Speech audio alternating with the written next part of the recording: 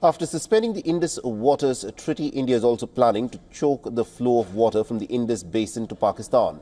New Delhi is reportedly considering to double the length of the Ranbir Canal on River Chenab from 60 kilometers to 120 kilometers. According to sources, India is expediting planning the execution of projects on the Chenab, Jhelum and Indus rivers.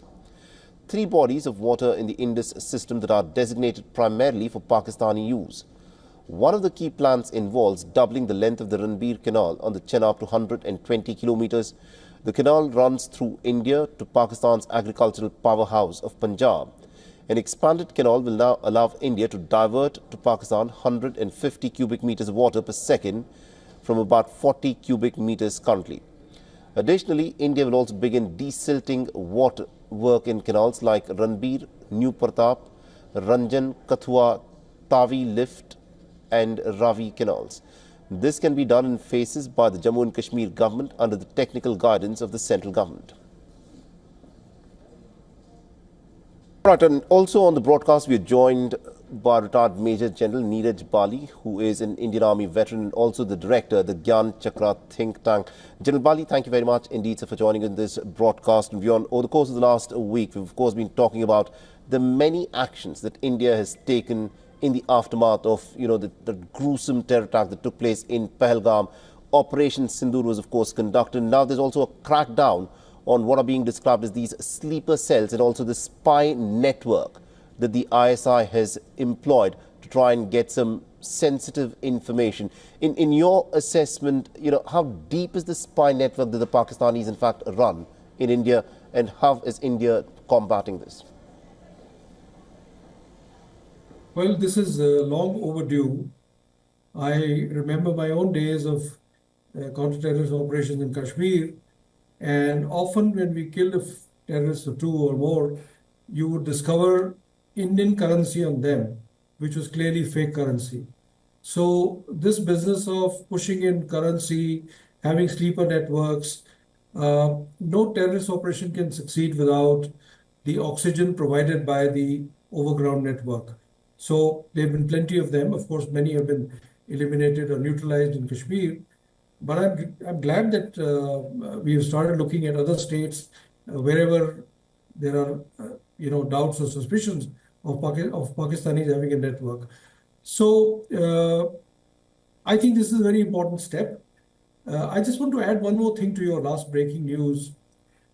Other than what actions we have taken against Bangladesh, there has also been a very active pushing in of illegal Bangladeshis through the border outposts or through the border in Bangladesh, something which is hurting Bangladesh, which they have protested against. So I thought I'll just add that one sentence. I think that of course is a very crucial aspect of how the operations are playing out. Now, General Bali, in the past, anytime there would have been a terror attack, India would have responded to it. But this time around, the approach seems to be different. The approach is more proactive, and it is to ensure that in future Pakistan does not dare try carry out this, what is a sub-conventional war against India. These terror attacks are to bleed India slowly as part of this Pakistani war by 1,000 cuts. Going forward, if India were to increase the cost, do you think, these recalcitrant generals in Rawalpindi see the writing on the wall, where this war is not giving them any dividends, and also the cost of this sub-conventional war goes up? Do you think Pakistan could change its tune? You cannot trust Pakistan to change its tune. I have repeatedly said that this is a country which has what we call as cultivated irrationality. They do not think rationally or along the lines we think. And if you look at all the attacks that have taken place, in the initial part of the 2000 years, we didn't even respond to many of them. And it's only after 2016 and 2019 that we have started responding.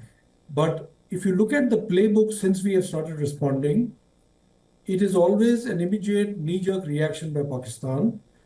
They have not quietened down. They responded the day after Balakot. And even in this case, though we have done far greater damage and far more pinpointed damage to Pakistan, but the fact is that the 3 days that it happened, or 4 days they continue to respond. My take on this is that we mustn't tie ourselves down to every terrorist attack. Right. These are not individual attacks that we need to respond to. This is war. And I don't want to sound dramatic, and I'm not a warmonger, but this has to be treated in the long-term way.